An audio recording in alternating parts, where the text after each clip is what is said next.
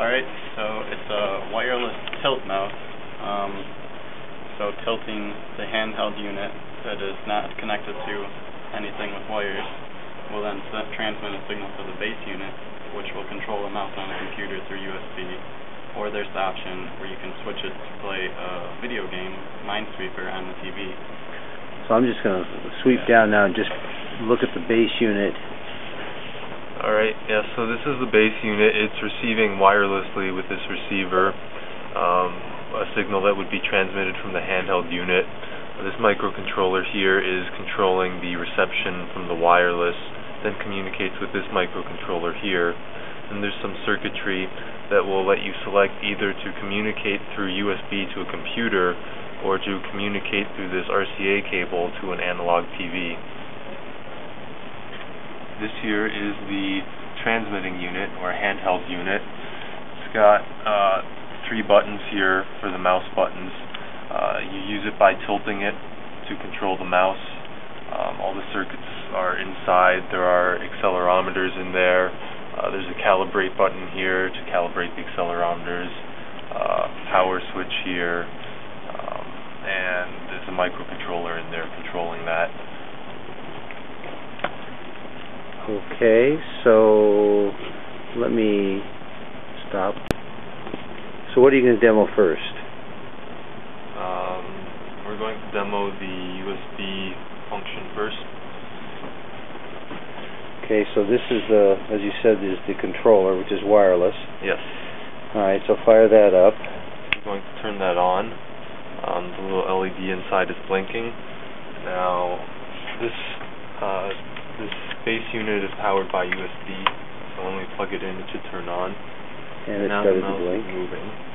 So now I'm going to calibrate the mouse in about this position here. Okay, move the controller in closer to the screen so I can get them both in. Okay. So I'm going to calibrate this, and I can move the mouse down by tilting back, up by tilting forward, to the right or to the left.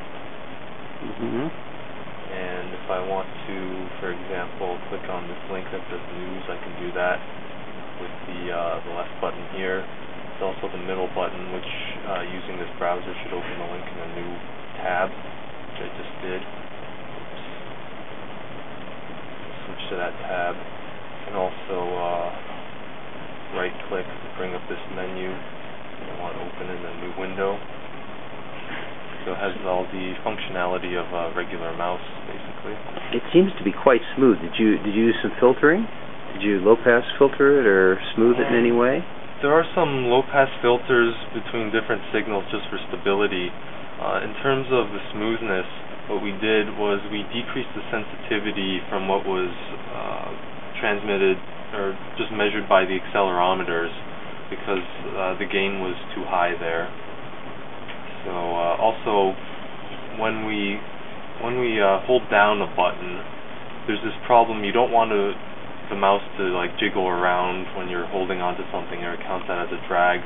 So you can see there's a difference in the speed when we move the mouse without a button held, and then if I hold down the left button and try to move, it becomes slower. So that's used that's the stability feature to make it easier to use. Cool. So fully functional wireless mouse, good responsivity, and stable. Go. Alright, so now we can switch the switch on the base unit to switch it into Minesweeper mode. So now the mouse does not control the computer at all. Move your hand towards the... sorry. Yeah. So now I can control it on the screen and play Minesweeper, just like on the computer. So now the buttons are mapped into logic for the video. Yes. And the motion... Boom. So you wrote the logic for Minesweeper, which is pretty straightforward. And is there a high score content there? There is no memory for that, but it does keep track of the time. So you would have to keep track yourself. Okay, so the same accelerometer circuitry is now handling a video cursor in a completely different context than on the computer. Yeah. and the CPU, which was originally doing the USB. If you point to that over there, the CPU that was originally doing the USB is now doing the video generation. Yeah. Very cool.